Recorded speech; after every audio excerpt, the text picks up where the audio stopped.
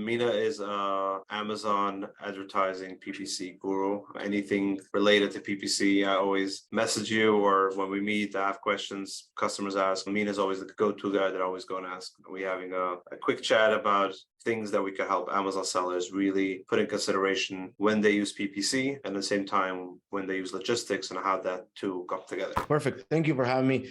I'm glad you said I'm your go-to PPC guy, because you're my go-to logistics guy. So I'm glad it's we both have that relationship. Yeah, I mean, I'm happy to share how I think about PPC and logistics when it comes together. I don't know if everyone knows this, but if you don't, when you run out of stock on Amazon, it kills. It hurts more than anything. I run my own brands. I've been in this game for a long time, and a month ago we ran out of stock again.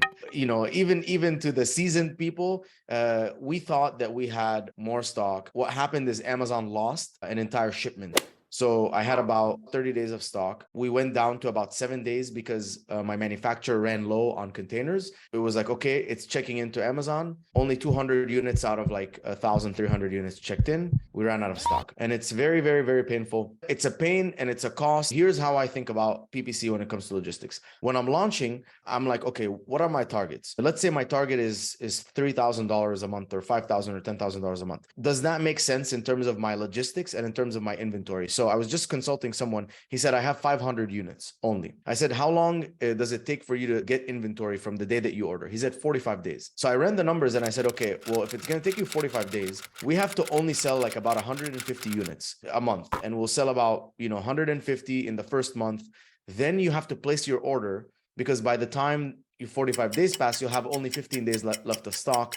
The order should hit into Amazon, and then we can later on scale on. So now that I know that his product, I only can sell 150 units a month, his sale price $30, so that's 4,500. I'm assuming in the launch something like 1x, 1.5x, 2x ROAS. So I know I need to spend between the range of $2,000 to $4,000 a month to stay on track. It's an equation, and it's reverse engineered based on my inventory. It wasn't like, okay, Mina, how much are we going to spend on ads? I'm like, okay, cool. How much inventory do you have? Because I will never spend to get you out of stock. That's the way that I match logistics with inventory in the launch.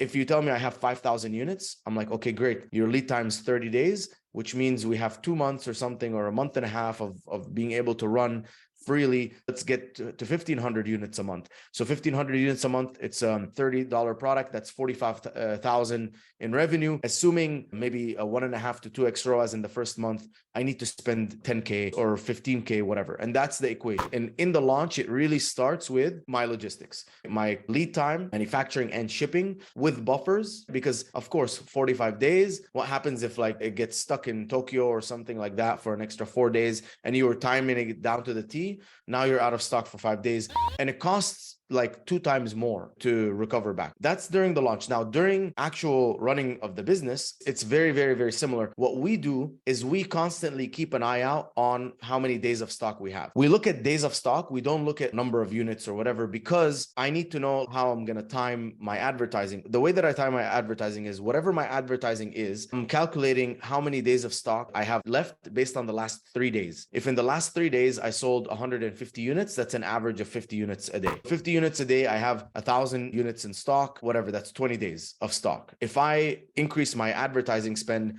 from $200 a day to like $250 a day, and now in 3 days I'm selling 210 units, now I'm up to 70 units a day. And if I have only 1,000 and so on. And so I auto calculate based on last 3 days. And I also can project. If I know that right now I'm spending $250 a day and I'm selling, 50 units, when I tell my team it's time to scale, because the way that PPC works, it's scale and optimize. So when I scale, in that scaling phase, I'm trying to discover new keywords, launch new campaigns, find new profitable ways of revenue, like keywords and product targets for revenue. I can anticipate how much my unit growth is going to be. So if I'm going to go from 200 to 250, that's a 25% increase in my spend. Let's say I'm not going to go 25% increase in my revenue, but let's say it's going to be 15. I can always say 25 just to be safe, but let's say it's 15.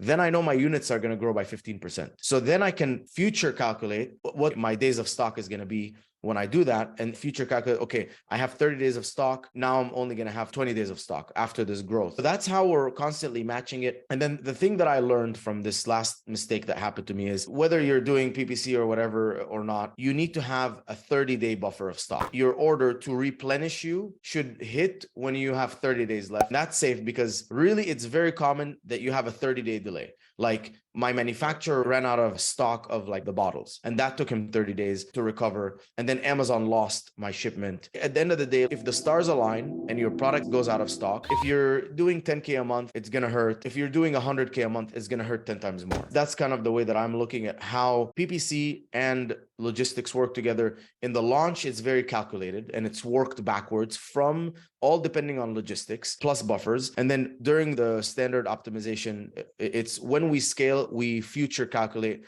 the days left of stock. And we're very tight with like our shipping schedule to make sure that we never run out of stock, including now a 30-day buffer so that if I make a mistake, I go down to 20 days, 25 days of stock left, not, run out of stock. 5 days, right.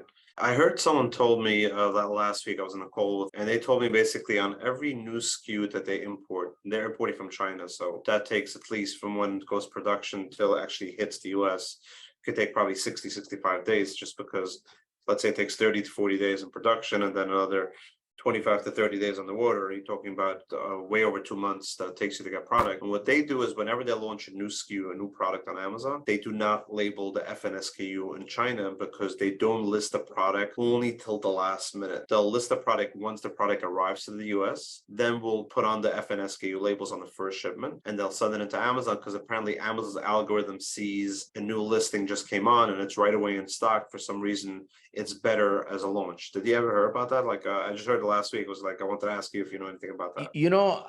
I haven't heard of that. I know that if you make a sale, if you make your first sale, then the honeymoon phase goes into effect. I don't think that applies if you create a listing and then that listing is there and then 65, 80, 90 days later, stock hits and then you launch. I usually set a future launch date. I've never seen any issues with a future launch date. Another thing that is also a hack to make sure that you never go in stock, because sometimes you will be receiving inventory and your listing is closed and you have a future start date, but it still turns on. I set the price to an unreasonable amount, like $1,200 on a $30 product. And then my listing gets suppressed and that keeps it 100% closed. When I fix the price and I turn on the listing and everything, then the listing turns on. So it doesn't really matter when you listed it, as long as the listing's completely shut till the day you actually go live, then you still get that honeymoon phase. Yeah, as long as there's no sales, because the honeymoon phase is essentially like a learning phase on the sales data. No one really knows the algorithm exactly. Maybe he's being paranoid, or maybe he's seeing something. Maybe he's seeing like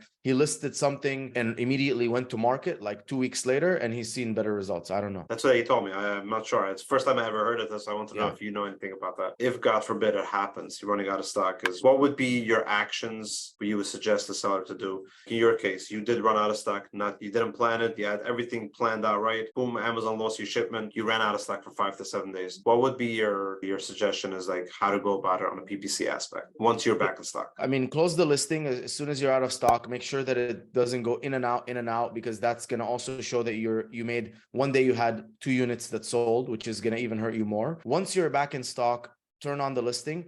I'll usually double the ad spend that I was at for a period of like 14 days. That will usually spark a little bit of momentum. It's going to cost money. It's going to bleed. It's not going to be profitable. Focus on keywords with high conversion rates that were generating a lot of the revenue before we went out of stock. Increase the bids. Does not have to be top of page 1. What I've seen a lot of times is position number 1 can be very costly and not convert well. Position 3 and 4 are just as good. It prevents like the window shoppers and accidental clickers on the phone. That's the strategy that I usually take, is 2 weeks of doubling the ad spend, trying to get the momentum back. Unfortunately, we've seen people that were doing really good run out of stock. And when they came back in stock, they never really recovered and tried this and we tried that. And it takes months and months and months of rebuilding your history. It's almost like your credit score. You have a 750, 760 credit score. You get one late payment and you're down to 620, and then it takes you a year to build back up to like 700s.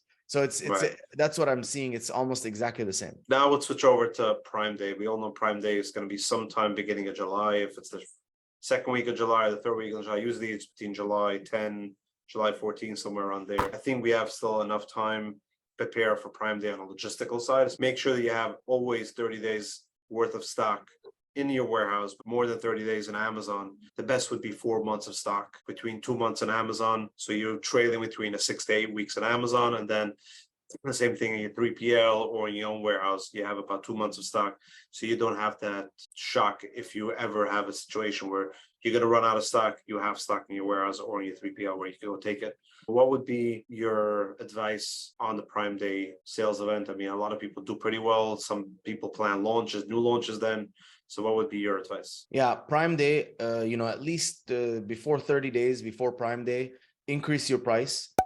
This way that when you do cut your price, it'll show the lowest price in 30 days. 45 days out, increase your price, keep it for 45 days. Couple days before Prime Day, drop it, and that's when it will go into effect.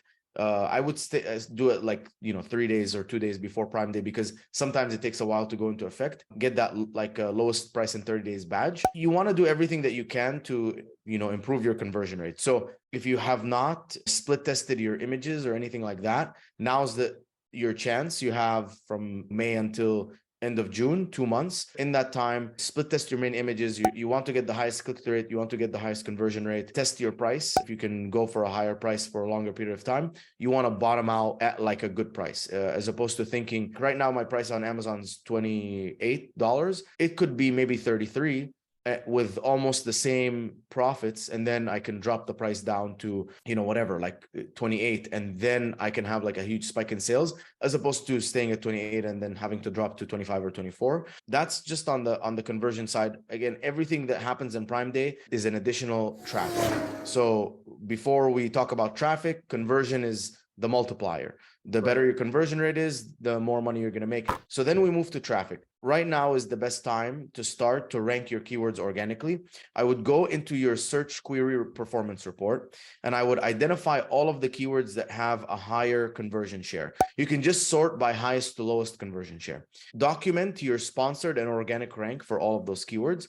For anything that you have a low organic rank and also a lower sponsored rank, I would start investing money in those keywords in terms of single keyword campaigns, broad phrase exact. Track the keywords, try and start ranking higher organically, because what I'm going to tell you is during Prime Day, you really want to cut down your bids almost by half because of the large amount of window shopping that happens. What can happen is you can go from selling an average of $5,000 a day to $10,000 a day. But if your ad spend goes from an average of 1,000 to 4,000, you just lost all that net profit that you made. That's commonly happened, and it's happened to me multiple times across multiple brands. That's why I want to invest as much as I can in organic.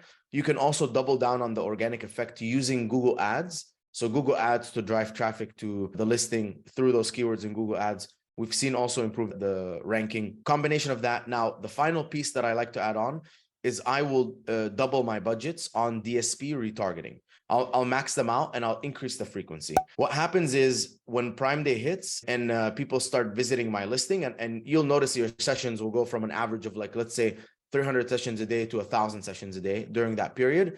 That's where I want my DSP retargeting. I want a higher frequency, which means I want people to see, I can set a frequency of people see my ad 8 times every day, every 24 hours. I can change it to, I want them to see it 24 times in 24 hours, which shows my retargeting ads way more because there's a higher likelihood of conversion during those days. And DSP retargeting is relatively cheap. Leading up to Prime Day, increase my organic rank, increasing my bids to, just for the benefit of ranking. 2 days before Prime Day, I'll lower my bids significantly in anticipation. The 2 days probably before Prime Day, Amazon starts sending emails and getting people hey, prepare, look at the deals that are up and coming. So they start getting increased site traffic. You definitely don't want to be in the top of page 1 when that additional traffic comes in, because you're going to get a ton of window shoppers, ton of browsers. They don't care. It's an ad. They're going to charge you for it. You can end up losing your shirt. So drop your bids, crank up your DSP retargeting, crank up your sponsored display retargeting. You can even narrow it down to launch sponsored display campaigns that retarget last 7 days, people who viewed your listing. Now, the downside is it will retarget everyone who's viewed and purchased also. So you could be wasting money on people who've already purchased, but it's okay. It's not going to be that much. It's not going to kill you that much. And that would be my strategy essentially going into Prime Day. Sounds really interesting and really some good advice that I've not heard before. Because for me, I'm not a seller anymore. I was a seller, but I was thinking like Prime Days, I gotta ramp up. I gotta just turn it on, like maximize. But you're saying just the opposite is like prepare well organically beforehand, crank down 2 days before, because otherwise people just keep on clicking while you're listing. You're just wasting all your money and all your profit. So that's really good advice and really interesting, especially on the broad keywords. Like maybe on the very long tail ones, branded, that kind of stuff. Of course, you can keep your ads, but I've just seen it commonly like, wow, man, we had a killer Prime Day. Great. Sales were 2.5 times more, 3 times more. And our spend was also 3 times more, which meant because every $1,000 in sales, you have an additional 200 in profit. You get $5,000 more in sales and you spend $1,000 more in ads, all the profit's gone.